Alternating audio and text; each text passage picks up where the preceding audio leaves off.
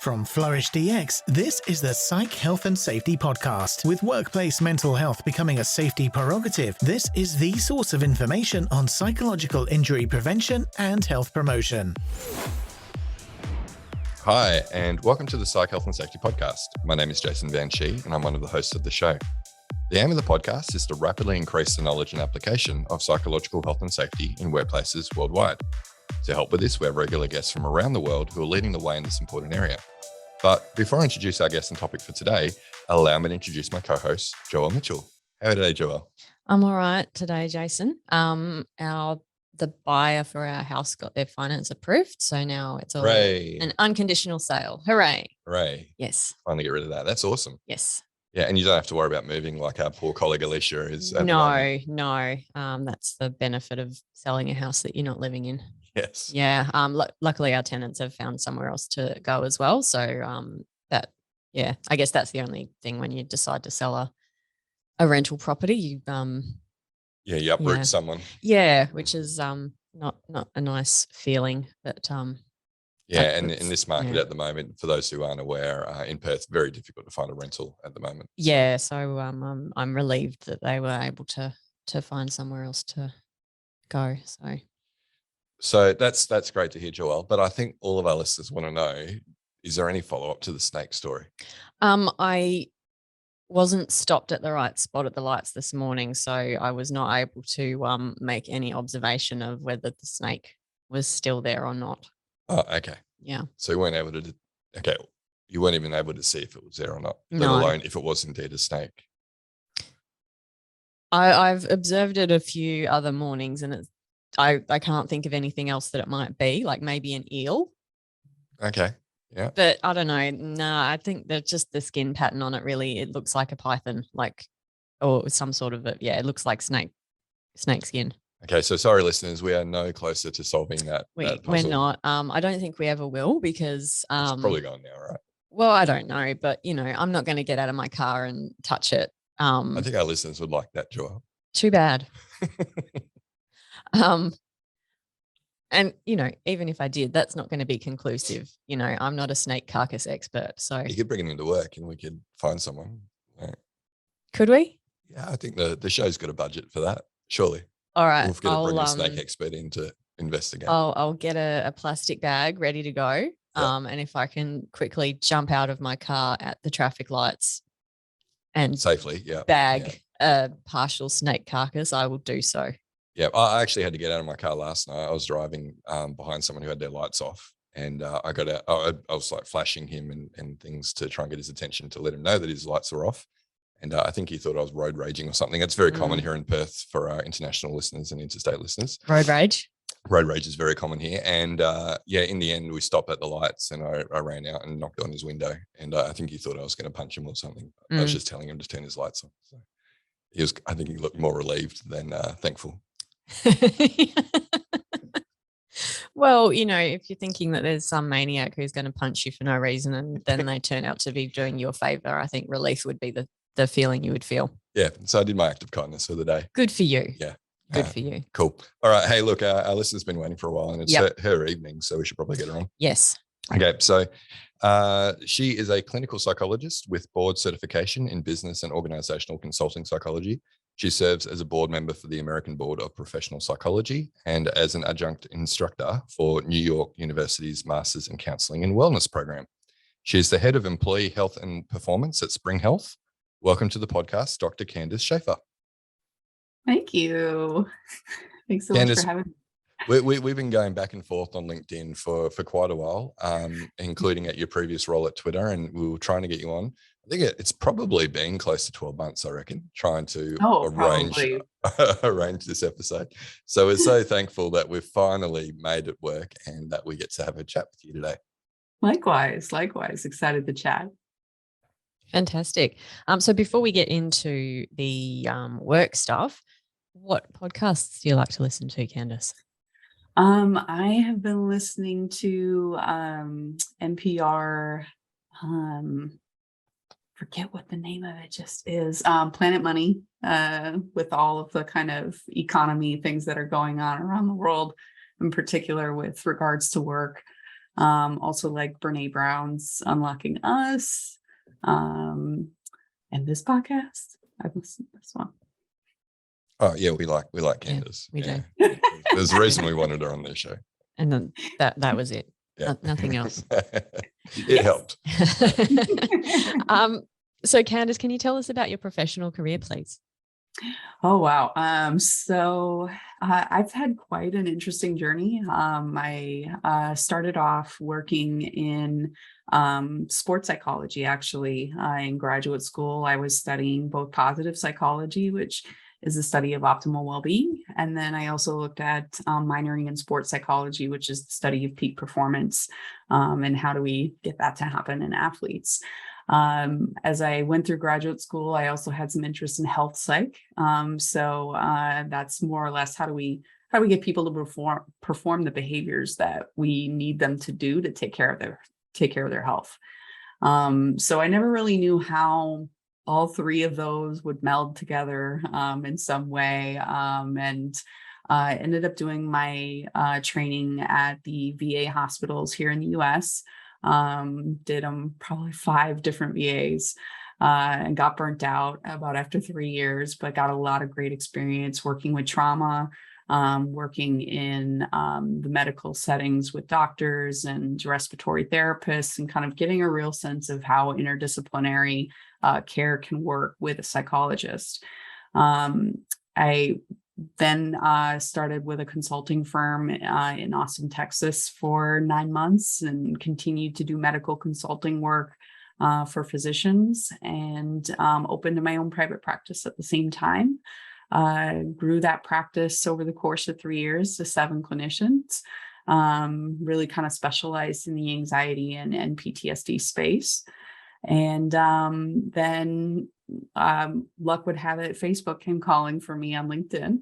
A recruiter approached me and had a really unique role in content moderation. They were wanting a psychologist to help in their Austin office to basically provide training and assistance to the employees that were working with any type of graphic content. And that included their law enforcement response teams, their community response teams, and some other kind of different engineering teams that would work with that kind of material.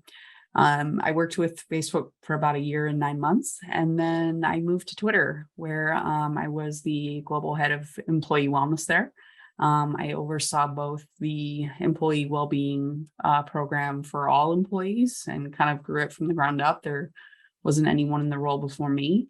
And then I also focused on the content moderation piece. Twitter is a bit of a smaller company than Facebook, so we had less content moderators and special training to kind of get through the day-to-day of their work. So worked with a lot of different departments there. And then finally, I'm at Spring Health now. I started here in April, and I am the head of employee health and performance here. And so I'm basically kind of looking at how do we optimize everything regarding employee health in kind of return, assuming that employees who are healthy will have maximum levels of performance. So it gets to combine a lot of my interests in health psychology and sports psychology and positive psychology. It's been just a really interesting culmination. Yeah, you got a really interesting combination of different fields of psychology there. So lots of very diverse fields of research to draw from to inform your work. So content moderation is a growing field, and will continue to be so into the future. And we've had Jackie Wilmshurst in the past come on and talk about that, which was very interesting. So I think we're going to talk a little bit more about that a bit further along in the episode. Yeah, no, I'm sure it's going to be very interesting, because I really liked what we talked about with Jackie, and I'm sure Candice, actually being on the inside as well, will have some pretty interesting stories to tell. But Candice, we don't often, because of the time zone differences, get to have many guests on from the US. So I was wondering maybe if we could start with thinking about the general state of workplace mental health and the maturity of it. What would you say, or where would you say the USA is, and do you have any statistics around, I guess, maybe prevalence of mental illness, specifically related to the workplace context? So we've seen a lot of development, I think, coming from a lot of mental health tech startups that have served to be an addition in workplace mental health. So these started kind of getting popular, and Spring Health being one of them around 2016. Employers were looking for something that would be more supportive, and this was primarily, I think, in the tech space at the time.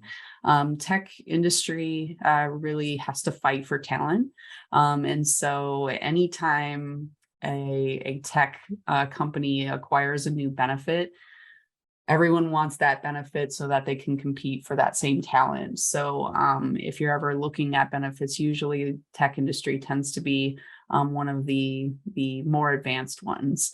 And so starting around 2016 is when, Facebook and Twitter and all of these major companies started incorporating companies like Lyra Health, Modern Health, Ginger, and these are designed to be supplements to a traditional EAP program, which EAP programs are really, really subpar in the US. I'm fairly familiar with them outside of the US as well.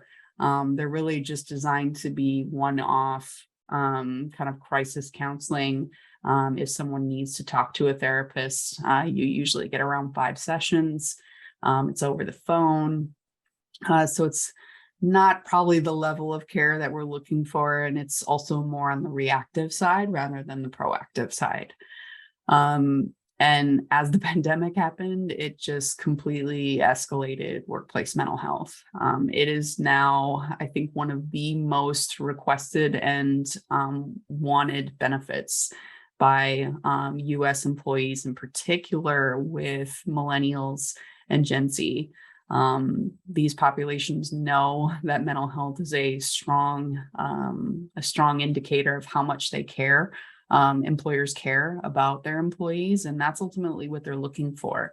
It's becoming less and less about salary. It will always still be about money, but it's what can you offer me instead of just salary? How are you going to take care of me as an employee, and what is your value of your employees, in particular their mental health? So we've seen I think a pretty significant change. It's still not where I would like it to be. My expectations are pretty high. But in regards to, statistics and what we're seeing, it's in the US, it's typically 1 in 5 or 1 in 4 who have a mental illness sometime in their life. So making sure that we are seeing utilization rates within the workplace that match that statistic, I think, is also really important. So typically an EAP utilization is around 1 to 3%. That does not match with the statistical prevalence of mental illness in the population. So success rates with some of these newer kind of EAP 2.0 companies we're looking at 20 to 30% utilization, which is right on par. So we clearly know there's an access problem, and that's what a lot of these companies are looking to do in the mental health system in the US in particular, is increase access, because it's a very confusing system to navigate. Yeah, you're right. And in Australia, I think the industry average is under 5% still for utilisation for EAP. And so accessibility is obviously key, and it's great. Particularly the pandemic would probably have sped up people's, willingness to use telehealth, for example, and be more willing to engage in apps because there wasn't an alternative for mental health. So it's probably great for the likes of Spring Health and Lyra Health and all the rest in terms of creating more acceptance of this as a good, viable option other than your traditional in-person EAP. Right. Absolutely. Yep. And Candice, do you have any idea of maybe some of the prevalence of mental illness in workplaces before the pandemic versus post the pandemic, or kind of still on the tail end of it, right? Is there any sense of any increase in mental illness because of the pandemic? I'm not familiar with any exact statistics, but what, I would just say, kind of speaking from my experiences in watching the pandemic over the course of the past 2-3 years.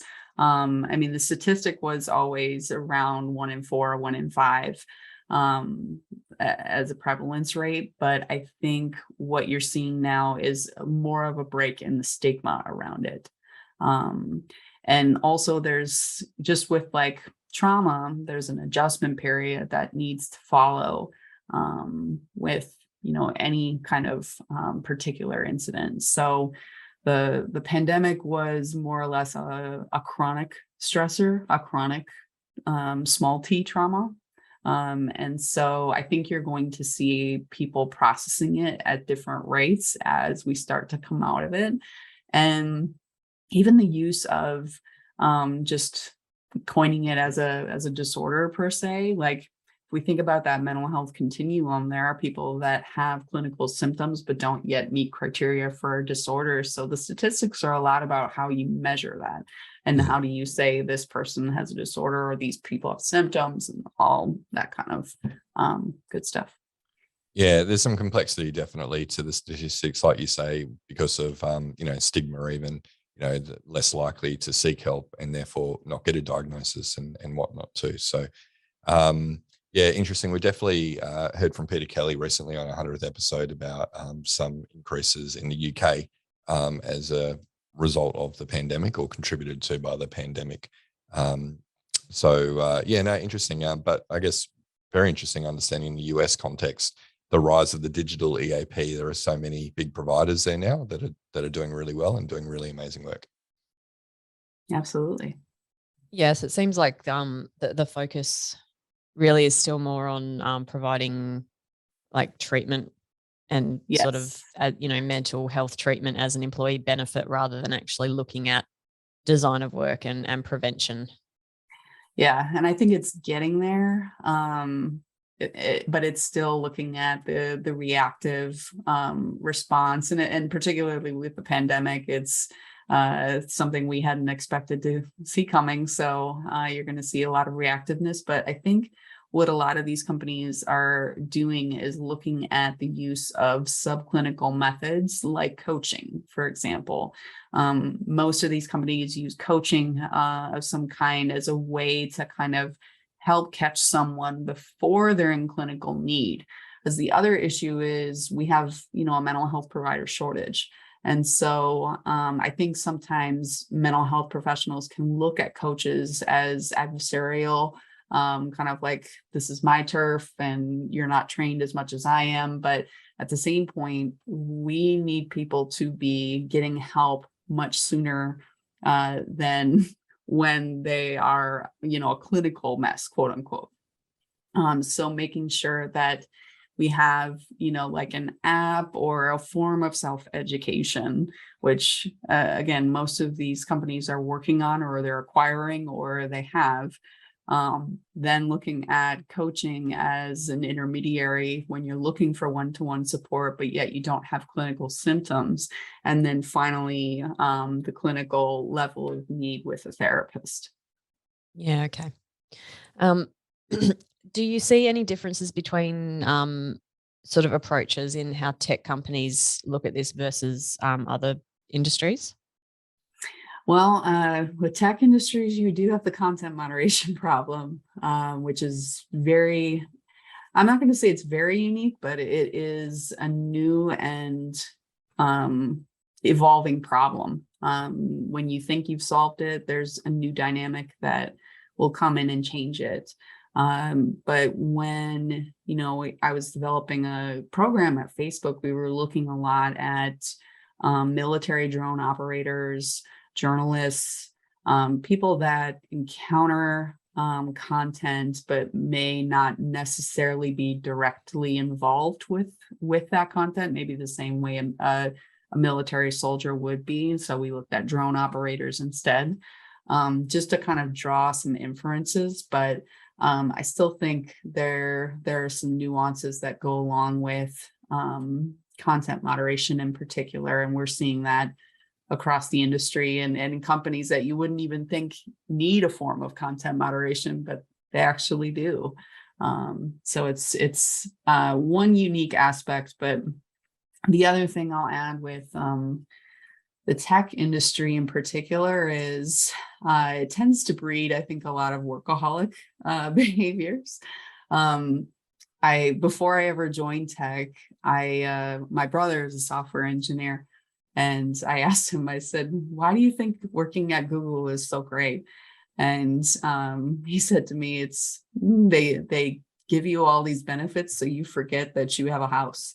You just stay there all day. You go to the Google gym, you go to the Google cafeteria, and you work and you talk and you go back to work and then go to your Google doctor. And they've got laundry facilities and those sorts of things as well, right? Yeah. You do your laundry at Google. Yeah. They will fill up your car with gas while you're in the parking lot, so you can spend more time at work. The buses, the shuttles that take you from different place to place, those are equipped with Wi-Fi. And I even remember one at Facebook, there was a dual monitor set up in the bus so that you could work on dual monitors. So do they have like a wedding chapel and a labor ward there as well? Like they don't want you to get married. That's good. No, I kid, but I think there are a lot of subtleties that are romantic about the tech industry.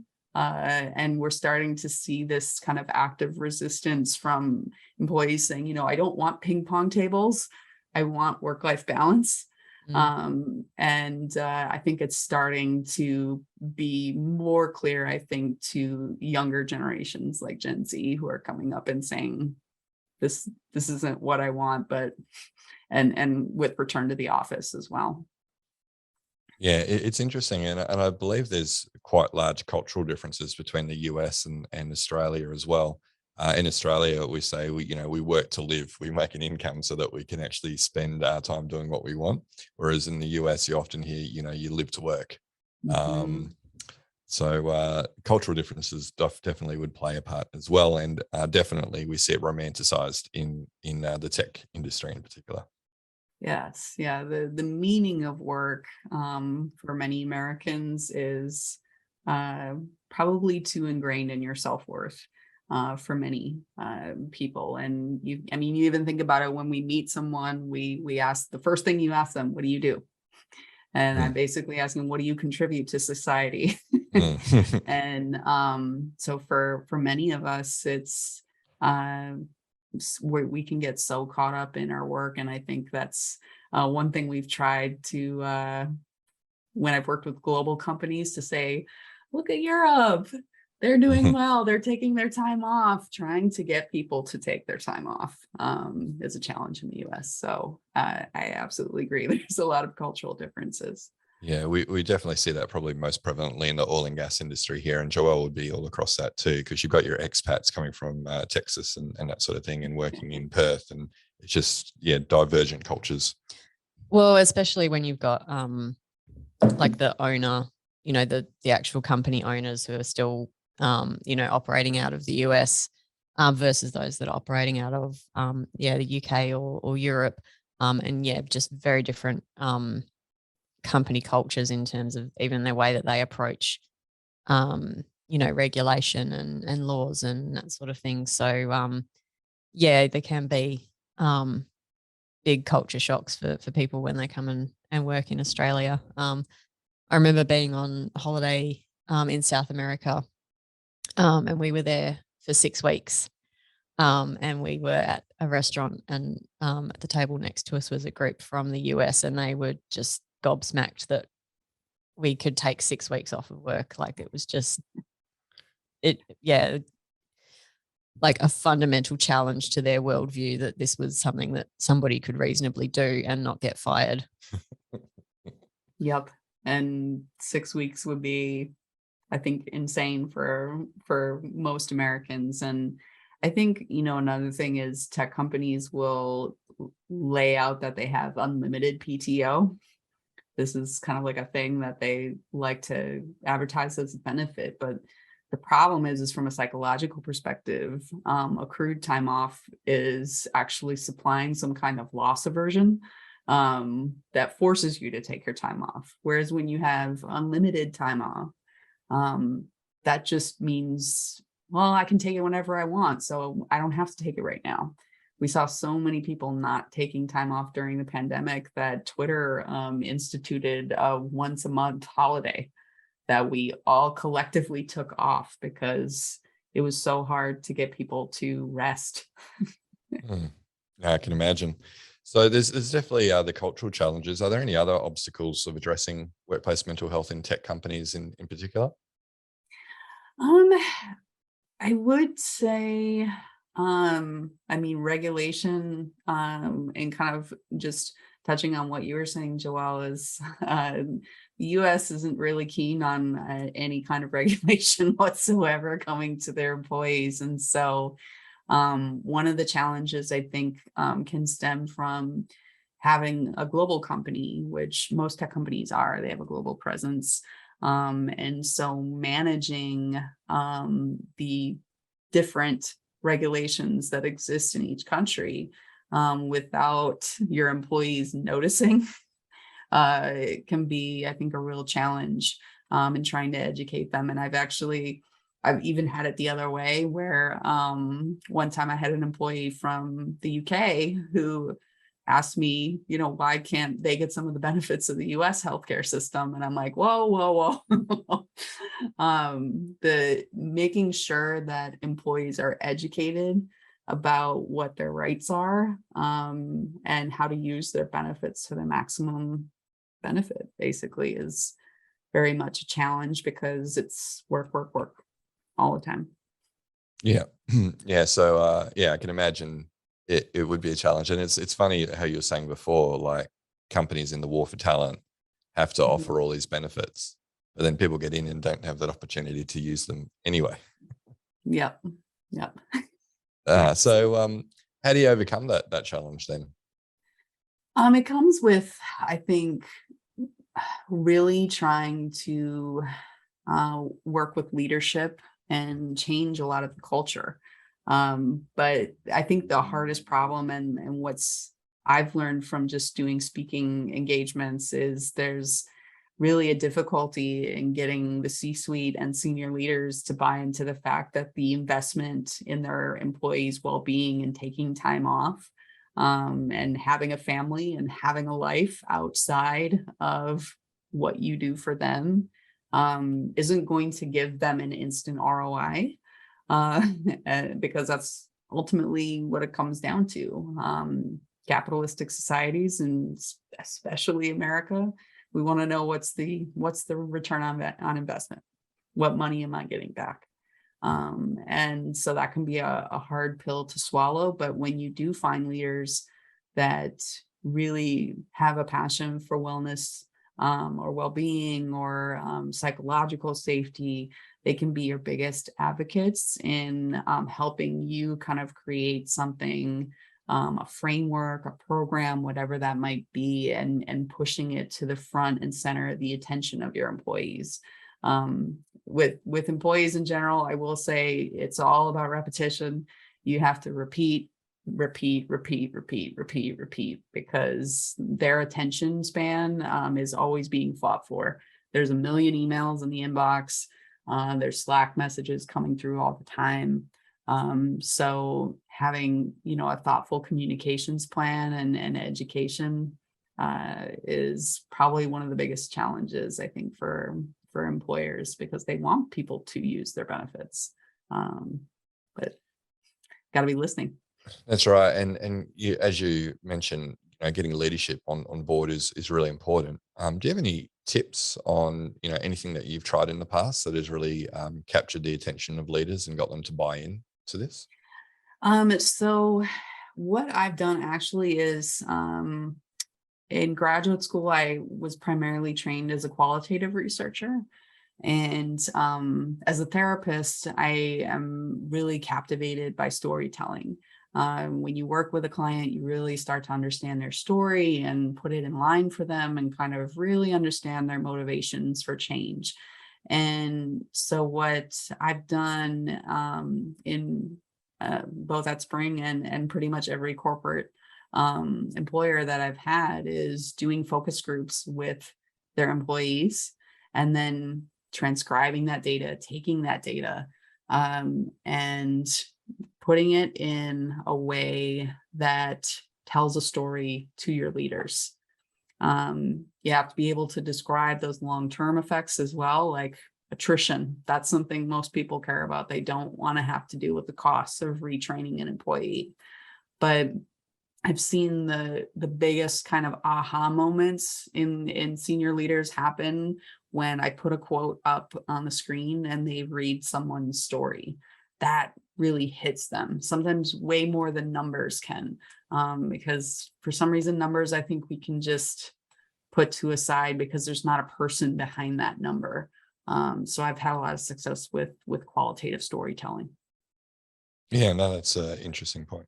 Yeah, I think the storytelling is a really useful device in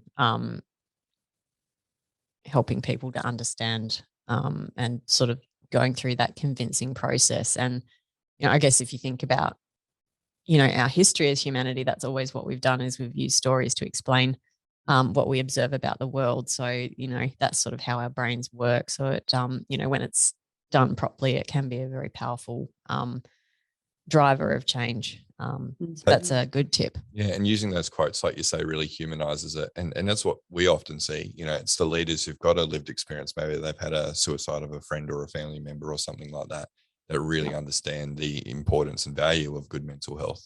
And they're the ones that try and drive change within their organizations. So trying to make that personal connection and humanizing the issue, I think, is really important. So good tips. Yeah. So thinking about employees in tech companies, what would you say are the main mental health challenges that they face? The main mental health challenges would be burnout and imposter syndrome. Those are the top two topics that I could speak about, and I would get hundreds of employees that would come to these workshops. And I don't know if you talked about imposter syndrome on the program at all. No, we haven't. No. We generally stick to more risk management type discussion. But no, it is a popular thing. Very happy to talk about it with you. Yeah. So, I mean, for those that aren't familiar, imposter syndrome is basically like a set of beliefs that you may carry about yourself, that basically you don't belong here. And sooner or later, someone's going to figure out that you're not as talented as they originally thought you were, and you're going to get called into someone's office and get fired. Then they're going to call you out as an imposter. And so we see that a lot in tech because we have just an amazing amount of high achievers. They've worked so hard to go to the right schools, to get through the interview process, and now finally they're here and they still want to prove themselves, even though, truth be told, I think when you're in.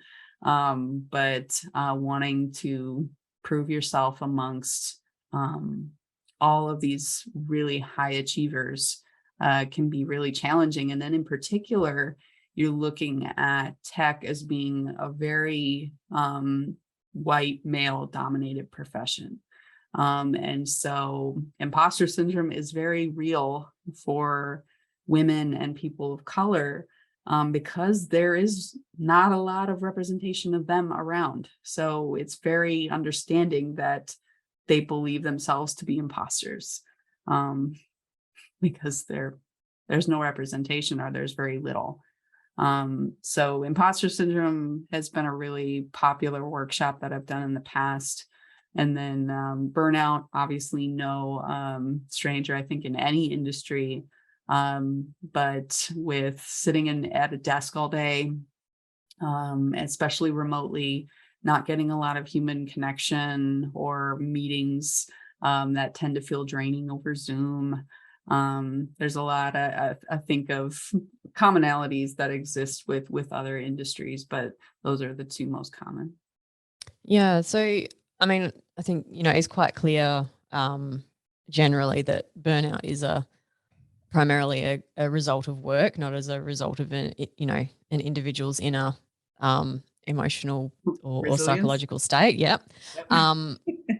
Imposter syndrome, I think probably hasn't been explored in that same way as, are there actually work factors that contribute to that? And you spoke a little bit to that from a, diversity and representation perspective. Are there other sort of, I guess, what we would call psychosocial hazards that can contribute to that development of imposter syndrome? I would say at least a really big issue that I've seen in the tech industry is just overall role ambiguity and a lack of a clear career ladder. I know this exists in other industries as well, but high achievers want to keep achieving. And not only are they potentially not seeing themselves represented in the senior leaders that exist at these companies, but they also don't know how to keep going up the ladder, what needs to happen in order to keep going. And so that sense of ambiguity can, I think, really take a toll. It can really cause someone to grind their wheels, trying very hard to figure out what behavior do I have to perform to get a promotion. And they end up working themselves really hard and burning out. So that has been, I think, one of the biggest things when I've worked in tech companies. I've given the advice to leaders is to build solid career ladders so that people know their trajectory. It's common in the tech industry, though, to basically have a 2-year stint at everyone's company. You play a game of musical chairs. You move to the next tech company for that next step up the ladder, because there really is no clear way to do it other than moving to another company where you get that promotion. Yeah, so it's a bit of it sounds like those two, the burnout and the imposter syndrome, are sort of feeding each other a little bit in that situation. Then, so yeah, talking about things like role clarity, transparent career progression, good reward and recognition programs, and probably at a line manager level or at a leader level, what's the type of performance feedback that you're providing as well, and actually reassuring people that they are doing a good job and that, that their work is recognized, even if there isn't that sort of opportunity for career progression. Mm-hmm. Yeah. And there's, in common psychology, we have negativity bias. So we're more prone to absorbing that negative information over the positive. And so a lot of what I've tried to do in the past and continue to do is coaching managers on all those behaviors that you're never formally taught. Like there's no class in college that you take on how to become a manager or how to be a coach. And so working with our middle managers and our new managers, people who are trying to rise up that ladder and are new to managing, really need to know how to harness everything that they can get out of their employees, but provide them with direction and support, and also telling them when they can stop as well, or when they can slow down. Because one of the other, I think, hazards that can come with working in the tech industry is that the work never ends.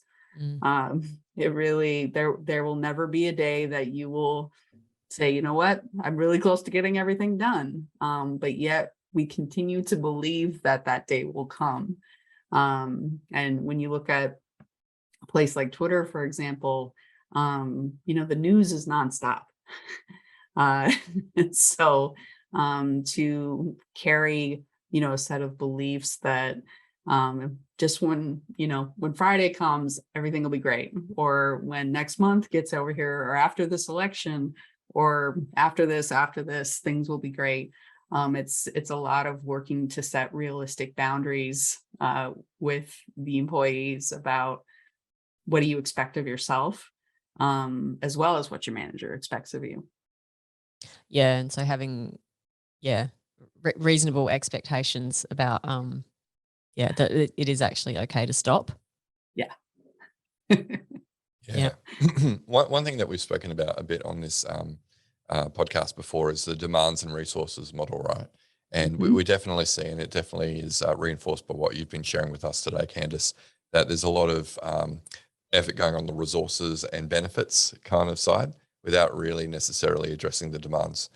Do you think Yes. because of remuneration and all these benefits that there's, I don't know if I want to say less care, but there's less time spent on looking at how to address demands like not just workload and work-life balance, but also things like role ambiguity. You know, people are paid really well; they got all the benefits. We don't need to tell them, what they should, or their career paths and all the rest.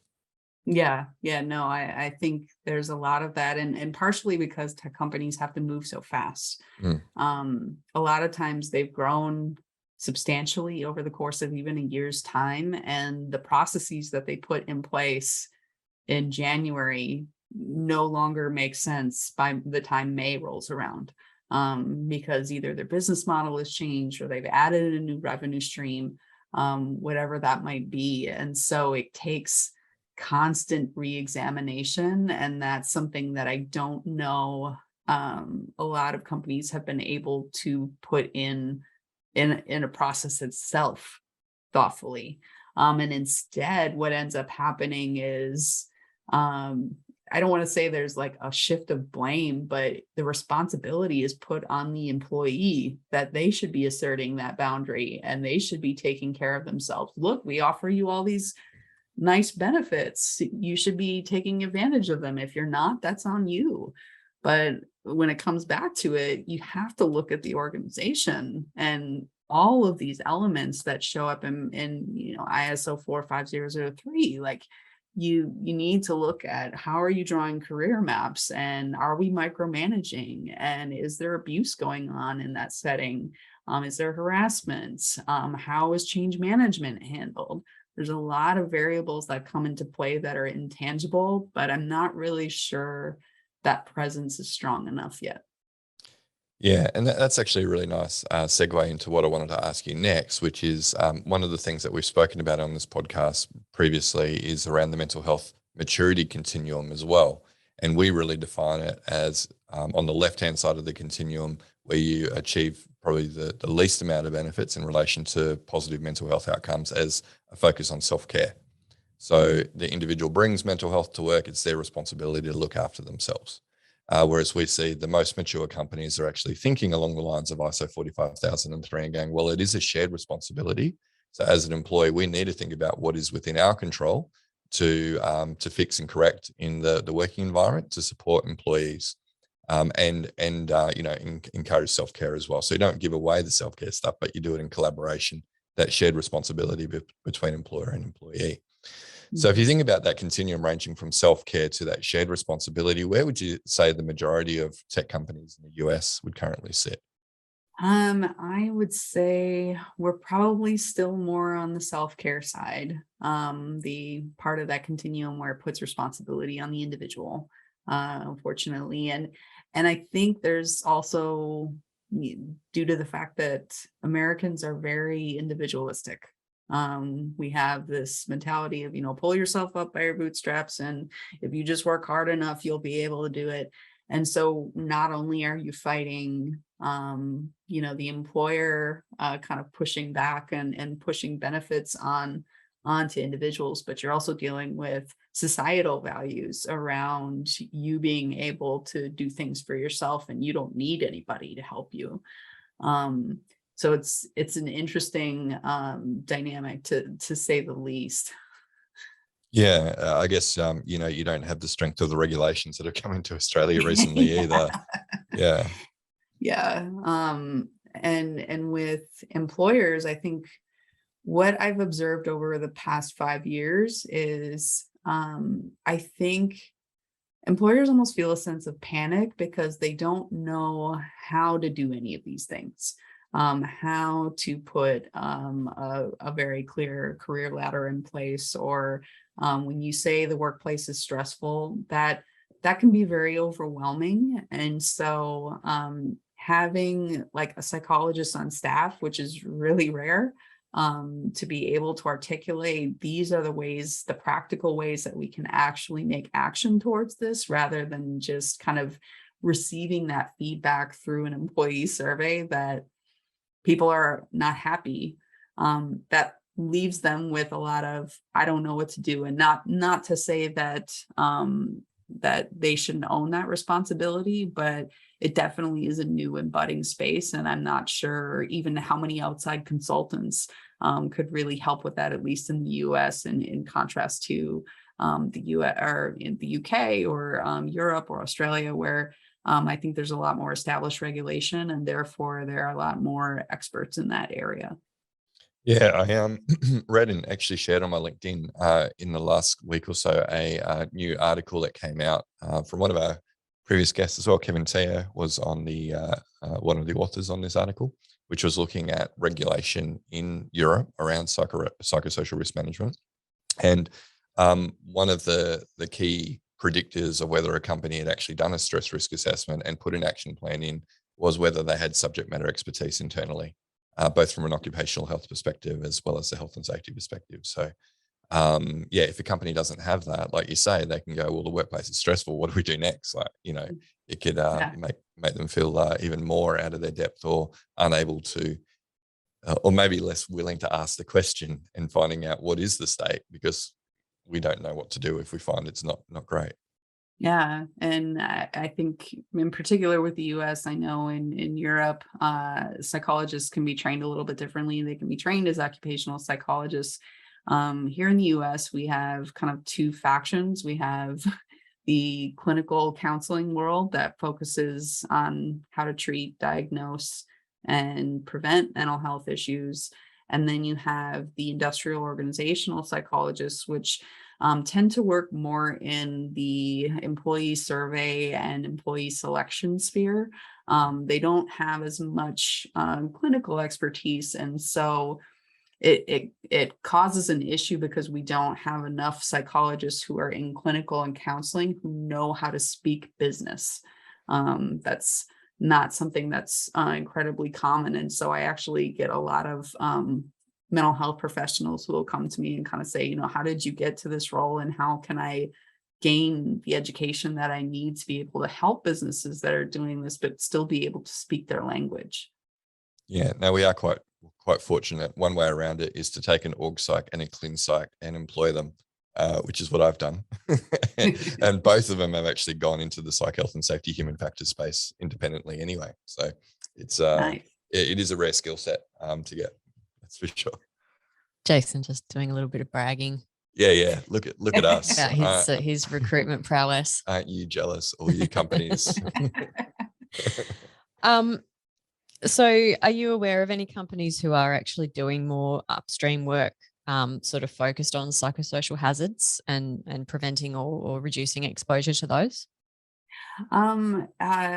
I believe some of the tech companies are now actually paying more attention to this after basically last July when 45003 came out.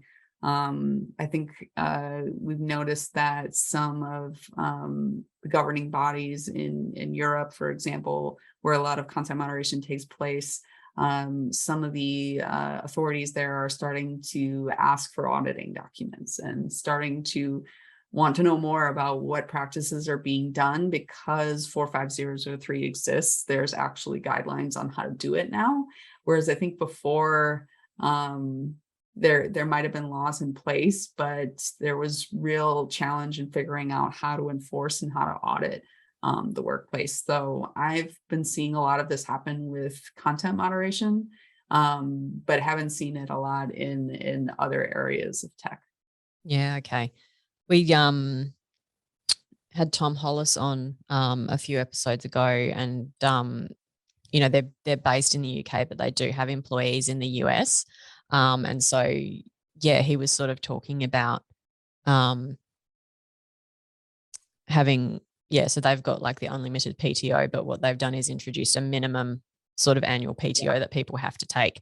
And then he sort of talked about some of the cultural challenges in actually shifting that across to their US employees.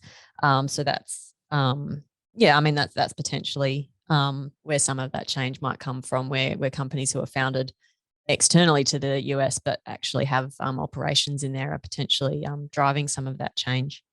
So you mentioned 45,003.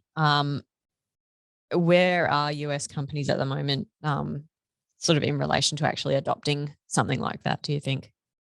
Oh, not too well. I was fortunate enough to go through the training through BSI to cover this adequately, but the problem is there's just no form of enforcement and education even around this. So if it's not there, usually when I bring it up to coworkers or people in the space, it's rarely something that they've ever heard of. But when I discuss it, they're like, "Oh, that totally makes sense." And the closest analogy that I can draw is actually with the U.S. government. When I used to work for the VA hospitals, we would award disability to veterans that had incurred post-traumatic stress disorder as a result of their activity in combat, or from another incidents that may have had nothing to do with combat. And that is, with the exception of a few states here in the US, the only way that you would receive any type of workman's compensation for a disability related to an injury that you, a psychological injury that you incurred on the job. So that's also kind of, again, one of the reasons I'm so interested in this, because I do think it's heading in this direction. It just doesn't, I don't know how fast it will get there. Yeah, okay. So even other types of first responders, like police or paramedics and those types of groups, do they not get any success? Only in certain states.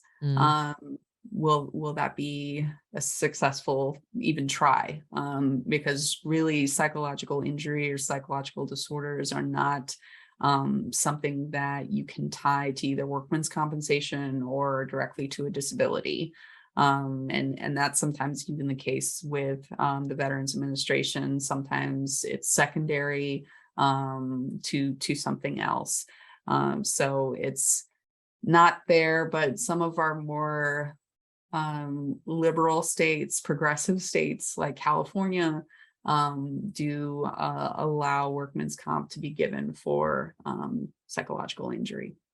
We've recently had a High Court case finding in favour of a compensation claim for a prosecutor who had developed PTSD in response to the caseload and the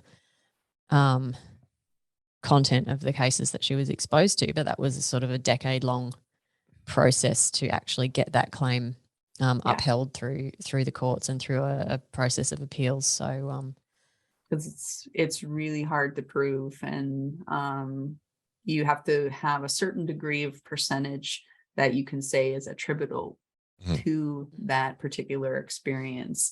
And even I was an examiner for the VA. I would give my reports, look through records, look through my data that I had on the veteran, and then interview them and give my report and say, this is caused by their military experience. And even then, they may not take my word for it. Sometimes claims are denied.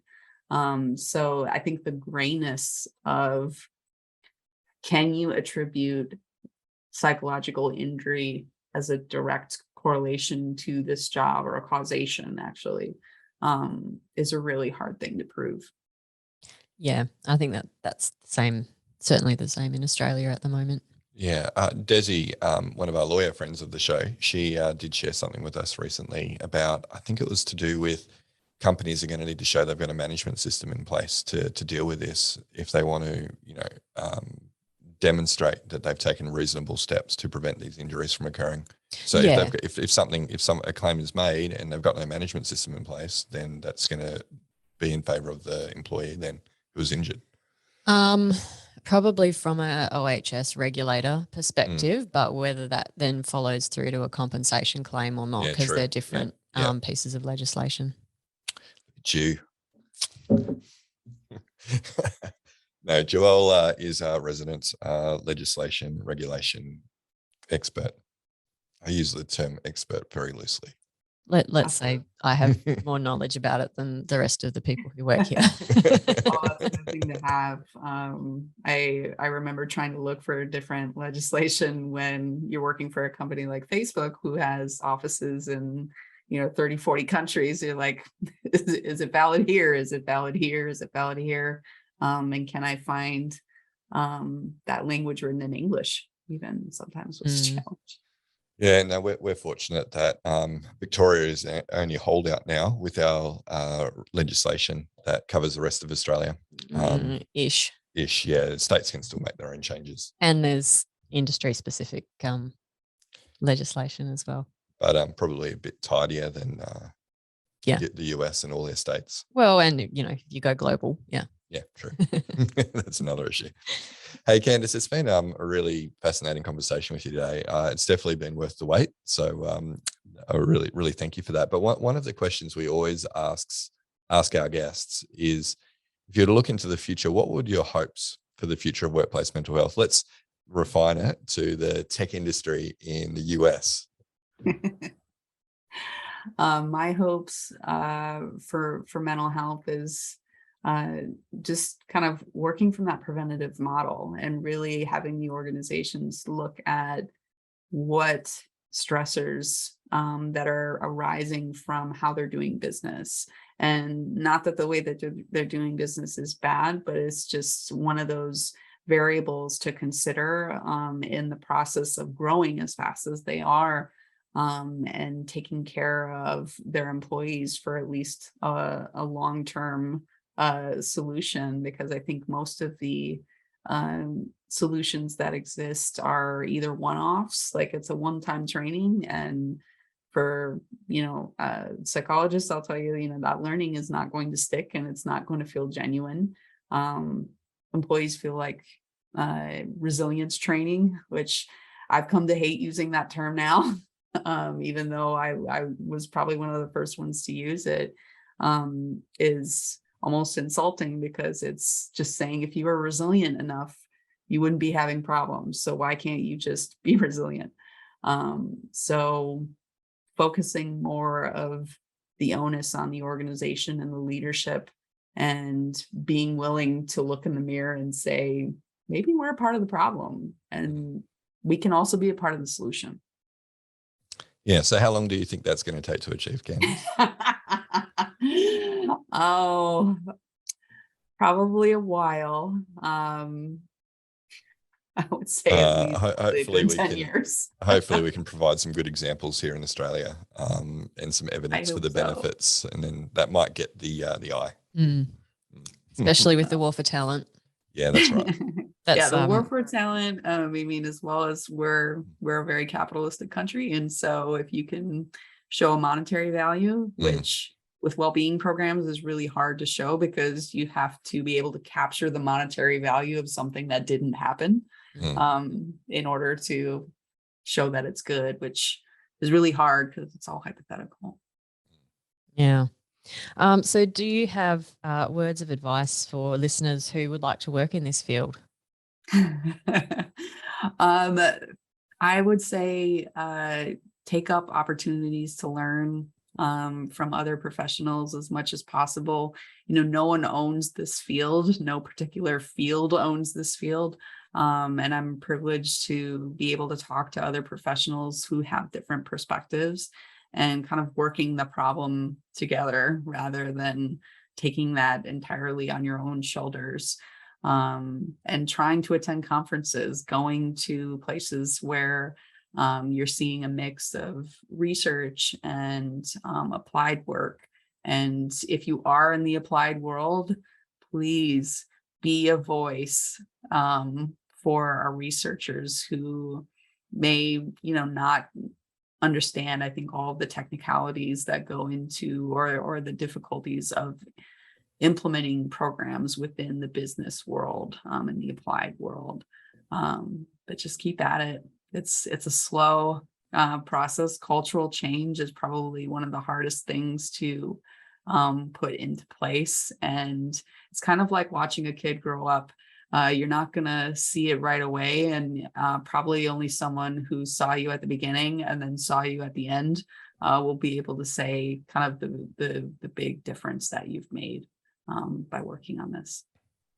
I think that's an excellent analogy for culture change. Very much like watching a child grow up, and you really don't know what the outcome is going to be of what you're trying to do, because there's so many other variables that come into play there. But yeah, you just got to do the best that you can. And patience Yes, is key. patience. Yes, I've grown so much patience as a result of this work. Yeah, terrific. Well, Candice, again, it's been a delight having you on. Thank you so much for giving us your time and sharing your expertise with our listeners. Thank you. Thank you so much for having me. Well, listeners, that does bring us to the end of this episode. So do remember that we do record these over Zoom when we are chatting with our amazing guests. So you can check out those video recordings if you prefer that to the podcast option on our FlourishDX YouTube page. We'll also take some snippets from this chat with Candice, as we do with all of our guests, and we'll put them on the FlourishDX LinkedIn page. So head over there if you want to see some of the best snippets from all of our previous guests. And while you're over on LinkedIn, feel free to connect with Joelle and myself if you want to continue the conversation. But that's it, listeners. We'll catch you next episode. You've been listening to the Psych Health and Safety Podcast. To stay up to date with the latest on psychological injury prevention, follow FlourishDX on LinkedIn and subscribe to the Psych Health and Safety Podcast at www.psychealthandsafety.com.